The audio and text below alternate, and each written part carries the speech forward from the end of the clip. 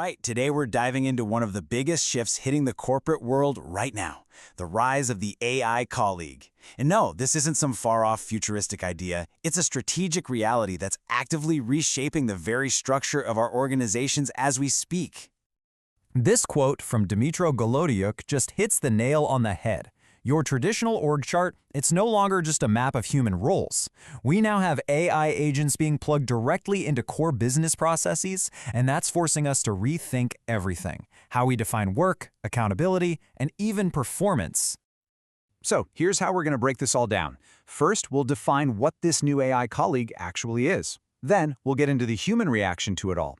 After that, we'll cover what this really means for enterprise architecture, and we'll wrap up with a practical blueprint for leaders. Okay, so let's just start with this new reality. A completely new kind of worker is joining the team.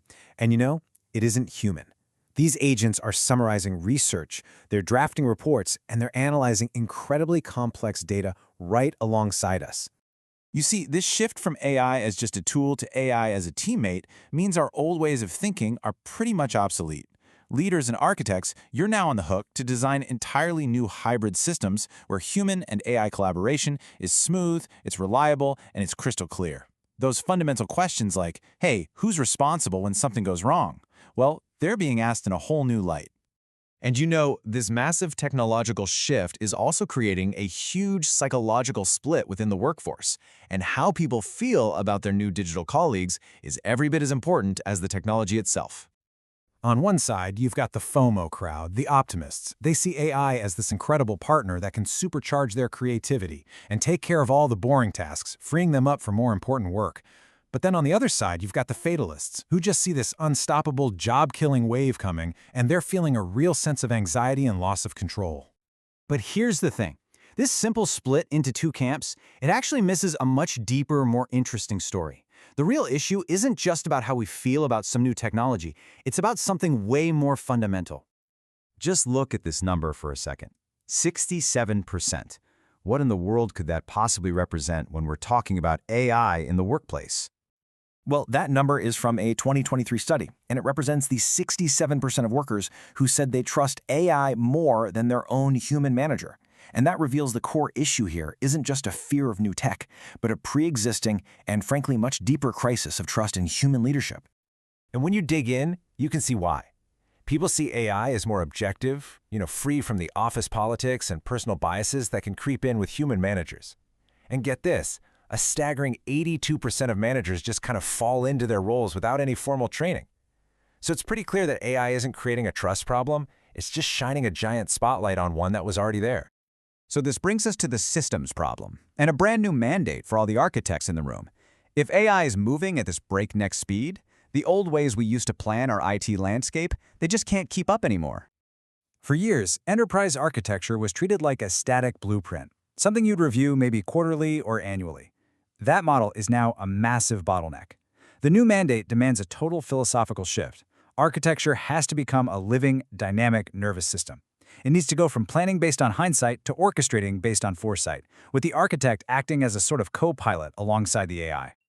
So, when we talk about these new colleagues, what are we really talking about?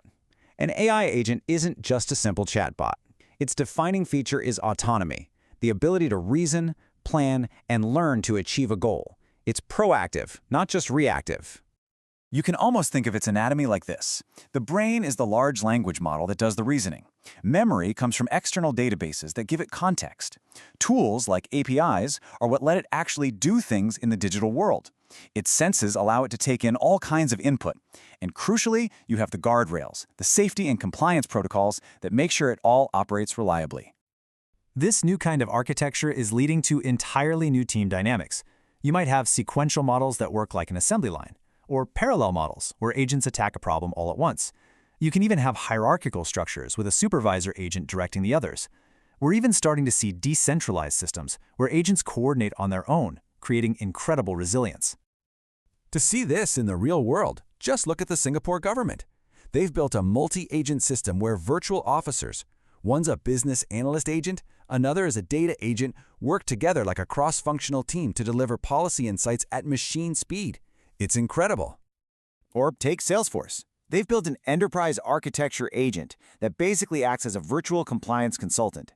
It's read over 100,000 internal documents, and now it automatically reviews solution designs, flagging potential issues before a human ever has to lay eyes on it. Think about the hours that saves.